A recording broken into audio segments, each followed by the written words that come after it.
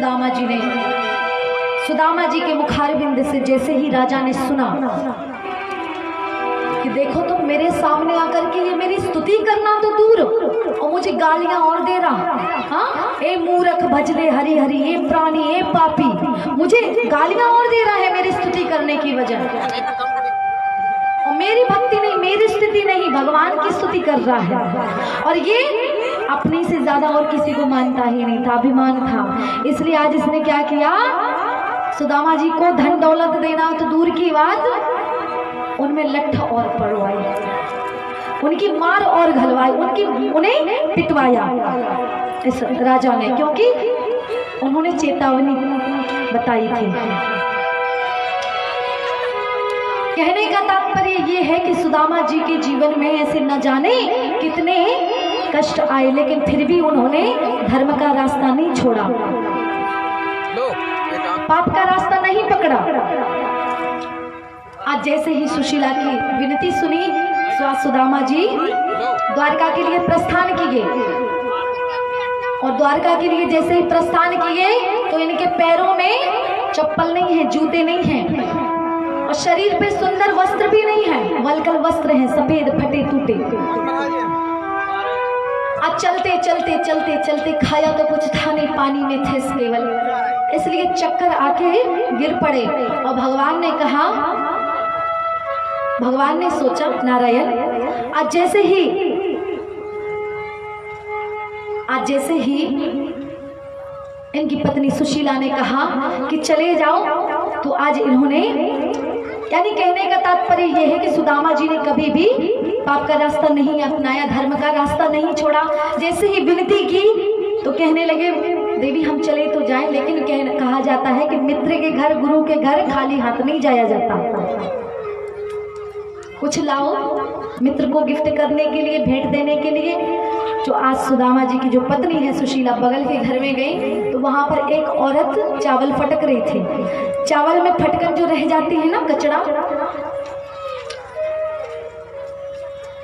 वो कचड़ा आज सुशीला मैया को दे दिया। बोले लो। सुशीला मैया ने कपड़े में बांधा चावल और बांध करके पोटली जो है 4 मुट्ठी चावल आज सुदामा जी को दे दिए। बोले अब चलो। सुदामा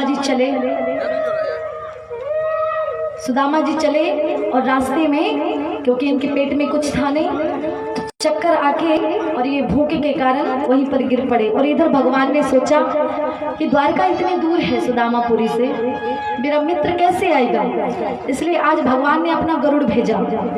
गरुड़, और गरुड़ जैसे ही गया, आज सुदामा जी को उठा करके गरुड़ द्वारका में आया और द्वारका में आकर के इन्हें छोड़ दिया।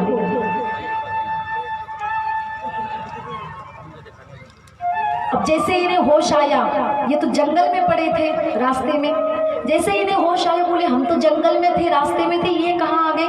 तो बगल में कुछ लोग थे, उनसे पूछा, भैया हमें द्वारकापुरी जाना है, ये कौन सा गांव है, ये कौन सी नगरी है। सो आज उन लोगों ने कहा, उन व्यक्तियों ने कहा, ये द्वारकापुरी ही तो है। चलते चलते ये द्वारकाधीश के दरवाजे पर पहुंचे। द्वारकापुरी में द्वारकाधीश के मुख्य गेट पर पहुंचे। वहां सैनिक लगे हुए थे, द्वारपाल लगे हुए थे। उनसे जाकर के कहने लगे, भैया मुझे द्वारकाधीश, हंसी ज्यादा आ रही का, द्वारकाधीश के द्वारे पे जाकर के पहुंचे और कहने लगे हमें द्वारकाधीश से मिलना है, द्वारकाधीश से भेंट करनी है। बोले तुम कौन हो। जैसे ही कपड़े फटे हुए देखे, बोले तुम कौन हो। बोले हम उनके मित्र हैं, कृष्ण के मित्र हैं हम, सुदामा। बगल में जो द्वारपाल खड़ा हुआ था बोले भगाओ यहाँ से, ऐसे तो रोज आते हैं, पता नहीं कौन है, कहां से आया है, देखो इसकी हालत देखो। और कृष्ण का मित्र बता रहा है, द्वारकाधीश का मित्र बता रहा है। दूसरा द्वारपाल बोला तुम्हारा रिश्ता क्या है उनसे। जैसे ही का रिश्ता क्या है, तो सुदामा जी कहने लगे हम दोनों खास सड़वाई हैं, सड़वाई हैं साड़ू भाई। बोले कैसे?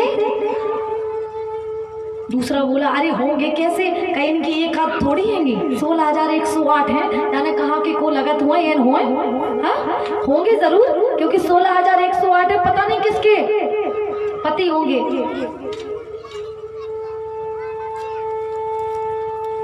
कौन सी पत्नी के? बहन के पति होंगे। इसलिए एक काम करो, थोड़ी और छानबीन कर लो फिर जाने दो। बोले हाँ हाँ हाँ बताओ कौन सी बहन के सड़वाई हो, बताओ इनकी कौन सी पत्नी की बहन के पति हो, बताओ। स्वाद सुदामा जी कहने लगे हम खास साड़ू भाई हैं, और सुनो कैसे कहने लगे सुदामा जी।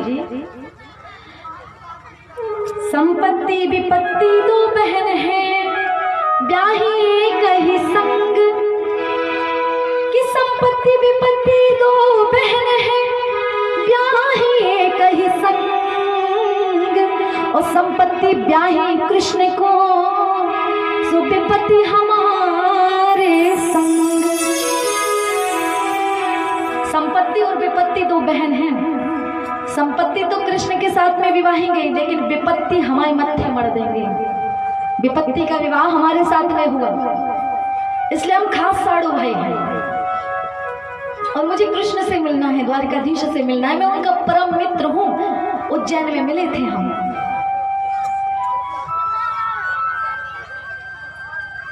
उन्हें कृपया करके बुला दो। सो आज जैसे ही सुना, बोले हाँ सच में मित्र हो सकते हैं। उनके तो जाने कैसे कैसे मित्र होते हैं। चलो एक काम करो, बुलवा दो। सो आज एक द्वारपाल अंदर गया, तब तक बाहर जो लोग खड़े हुए थे वो हंसी करने लगे, कहने लगे इतना बड़ा द्वारकाधीश, इतना बड़ा राजा, और ये मित्र मित्र चिल्ला रहा है। अब देख ही लो आएंगे मिलने की नहीं। देखो तो इसकी हालत, सभी लोग देख करके हंस रहे हैं। सुदामा जी को भी लगा अपने कार्यों में व्यस्त होगा, इतना बड़ा राजा पता नहीं आएगा या नहीं, हंसी करवाने से अच्छा है चल दो यहाँ से। इसलिए आज इन्होंने पीठ दे दी।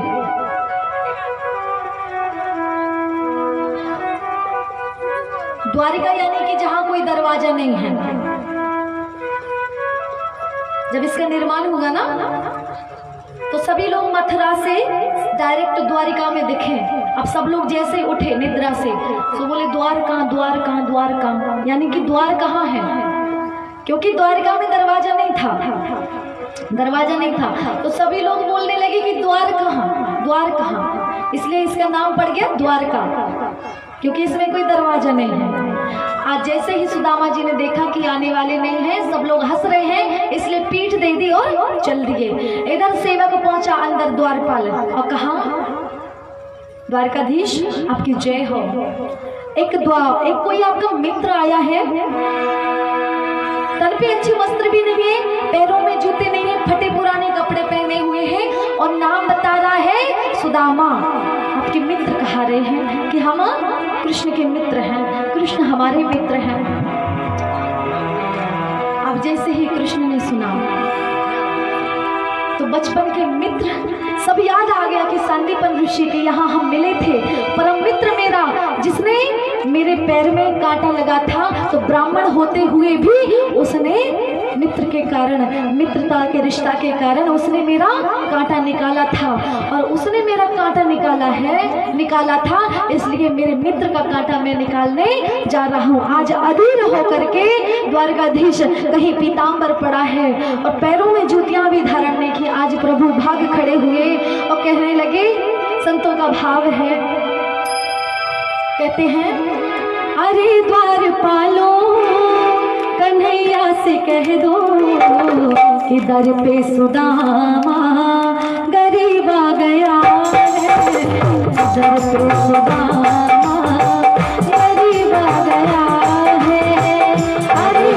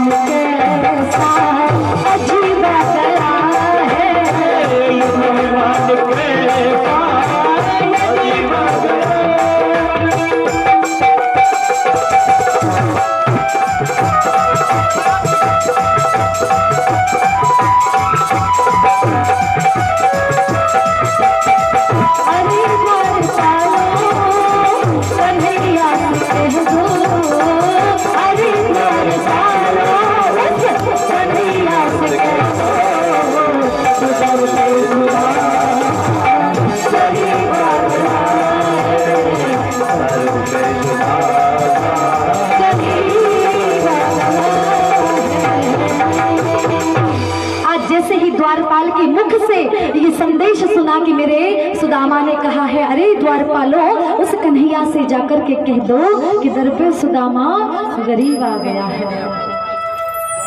जैसे ये संदेश मुखारविंद से सुना सेवक के, तो आज भगवान दौड़ पड़े और कन्हैया द्वारकाधीश के बाहर, महल के बाहर तो सुदामा जी थे नहीं, क्योंकि अपमान हो रहा है इसलिए वहां से निकल लिए थे। तो आज मोहन ढूंढ रहे हैं, आज इतना बड़ा राजा संसार का द्वारकाधीश ढूंढ रहे हैं, मेरे सुदामा कहाँ गए, मेरा मित्र कहाँ गया। भागते गए भागते गए भागते गए और फिर देखा कि सुदामा जा रहे हैं। जैसे ही देखा सुदामा जी जा रहे हैं, तो आज सुदामा जी को रोक करके, अरे सुदामा, अरे मेरे मित्र कहाँ जा रहे हो, तुम कहाँ जा रहे हो, कितने दिनों बाद आए हो और पीठ दे करके जा रहे हो अपने मित्र को छोड़ करके। आज जैसे ही रोका तो सुदामा ने देखा कि क्या कन्हैया वापस आ गए हैं। देखा मुड़ करके तो कन्हैया खड़े हुए थे, द्वारकाधीश खड़े हुए थे। आज कन्हैया ने जाकर के हृदय से लगा लिया और कुछ क्षणों तक भगवान का वश चलता तो जो हृदय से लगाए हैं सुदामा जी को वो छोड़ते ही नहीं। लेकिन कुछ समय के बाद, कुछ क्षणों के बाद आज सुदामा जी को गले से हटाया और हाथ पकड़ करके अपने महल में ले गए, द्वारिका के अंदर ले गए। अब द्वारिका के अंदर ले गए तो पानी से नहीं, आपको पता ही होगा, चरणों को आज पद प्रक्षालन अपने नेत्रों के अश्रुओं से किया।